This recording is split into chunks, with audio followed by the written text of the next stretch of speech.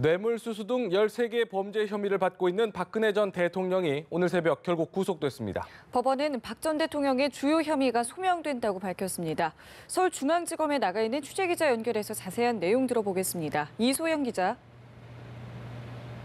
네, 검찰은 박근혜 전 대통령을 직접 불러 조사한 지 10일 만에 박 전 대통령을 전격 구속했습니다. 법원이 오늘 새벽 3시쯤 구속영장을 발부하며 이곳 중앙지검 청사에 머무르던 박 전 대통령은 검찰 차량을 타고 경기도 의왕에 있는 서울구치소로 이동했습니다. 박 전 대통령은 영장 발부 1시간 반 만인 오전 4시 반쯤 모습을 드러냈는데요. 검찰 차량을 타고 지하주차장을 통해 빠져나와 새벽까지 대기하고 있던 100여 명의 취재진 사이를 뚫고 빠르게 사라졌습니다. 심경이나 입장을 들을 수는 없었지만 뒷좌석에서 여성 수사관들 사이에 굳은 표정으로 앉아있는 모습이 포착되기도 했습니다. 영장 심사가 장시간 진행된 데다 대기 시간도 길었다 보니 지친 기색이 역력했습니다. 이 박 전 대통령의 구속 여부를 두고 상당히 다툴 부분이 많았다고 들었는데 법원이 영장 발부를 결정한 이유는 무엇입니까? 네, 영장 심사를 맡은 강부영 판사는 박 전 대통령의 주요 혐의가 소명되고 증거인멸의 염려가 있어 구속의 사유와 필요성, 상당성이 인정된다고 밝혔습니다.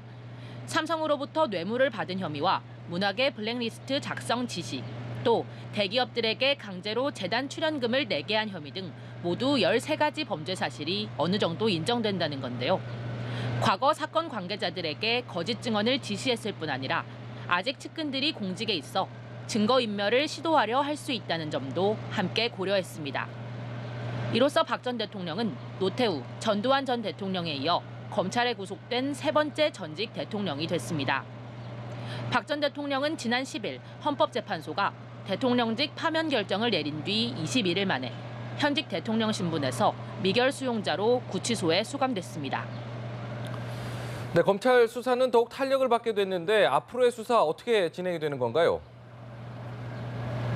네, 최순실 박근혜 게이트로도 불리는 국정농단 의혹의 몸통으로 지목된 박 전 대통령을 구속하면서 검찰은 큰 산을 넘게 됐습니다.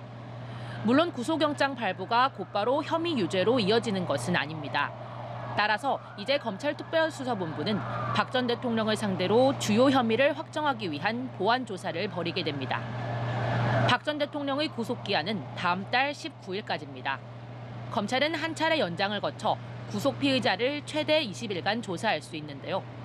주어진 기간 SK나 롯데, CJ 등 다른 대기업의 뇌물 혐의를 밝히는 데 수사력을 모을 것으로 보입니다.